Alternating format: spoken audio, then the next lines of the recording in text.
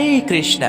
दीपावली के 11वें दिन कार्तिक शुक्ल पक्ष की एकादशी को देव उत्थान एकादशी या प्रबोधिनी एकादशी के रूप में मनाई जाती है। इस एकादशी के दिन भगवान श्री हरि विष्णु 4 मास बाद क्षीर सागर से अपनी योग निद्रा से जागते हैं और इसी दिन से समस्त शुभ कार्यों का आरंभ हो जाता है। देव उठनी एकादशी के दिन से ही विवाह, मुंडन, नामकरण आदि मांगलिक कार्यों का योग बनना शुरू हो जाता है। इसी के साथ इस दिन तुलसी विवाह का भी पर्व मनाया जाता है। आइए सुनते हैं देव उठनी एकादशी की व्रत कथा। देव उठनी या प्रबोधिनी एकादशी के विषय में महाराज युधिष्ठिर द्वारा पूछने पर भगवान श्री कृष्ण ने कहा, हे राजन, इस विषय में मैं तुम्हें नारद जी और ब्रह्मा जी के बीच हुए वार्तालाप को सुनाता हूँ। एक समय नारद जी ने ब्रह्मा जी से पूछा, हे पिता, प्रबोधिनी एकादशी के व्रत का क्या फल होता है? आप कृपा करके मुझे यह सब विधान पूर्वक बताएं। ब्रह्मा जी ने कहा, हे पुत्र, कार्तिक माह के शुक्ल पक्ष की प्रबोधिनी एकादशी के व्रत का फल 1 सहस्त्र अश्वमेघ यज्ञ तथा राजसूय यज्ञ के फल के बराबर होता है। हे पुत्र, जिस वस्तु का त्रिलोक में मिलना दुष्कर है, वह वस्तु भी कार्तिक मास के शुक्ल पक्ष की प्रबोधिनी एकादशी के व्रत से मिल जाती है। इस व्रत के प्रभाव से पूर्व जन्म के किए हुए अनेक बुरे कर्म क्षण भर में नष्ट हो जाते हैं।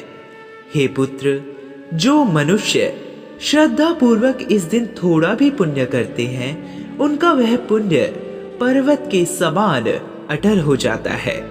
उनके पितृ विष्णु लोक में जाते हैं। ब्रह्म हत्या आदि महान पाप भी प्रबोधिनी एकादशी के दिन रात्रि को जागरण करने से नष्ट हो जाते हैं।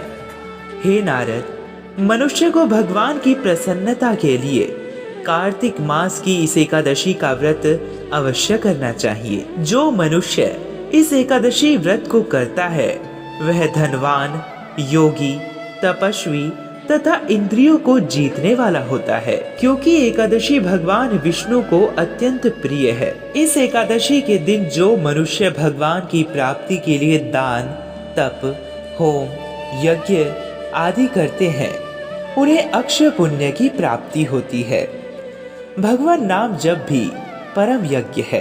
इसीलिए हे नारद, तुमको भी विधि पूर्वक विष्णु भगवान की पूजा करनी चाहिए। हे पुत्र, इस एकादशी के दिन मनुष्य को ब्रह्म मुहूर्त में उठ जाना चाहिए और स्नान आदि से निर्वृत्त होकर व्रत का संकल्प करना चाहिए।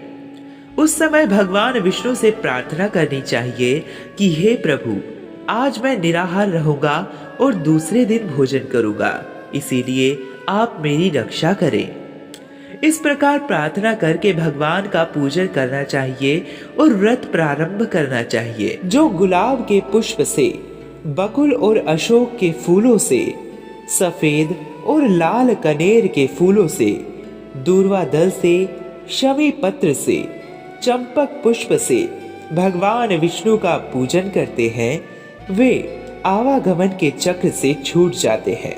रात्रि को भगवान के समीप गीत, नृत्य, कथा कीर्तन करते हुए रात्रि व्यतीत करनी चाहिए। प्रातः काल स्नान के पश्चात भगवान की प्रार्थना करते हुए गुरु की पूजा करनी चाहिए और सदाचारी व पवित्र ब्राह्मणों को दक्षिणा देकर अपने व्रत का पालन करना चाहिए। जो मनुष्य चातुर्मास व्रत में किसी वस्तु को त्याग देते हैं, उन्हें इस दिन से पुनः ग्रहण करनी चाहिए।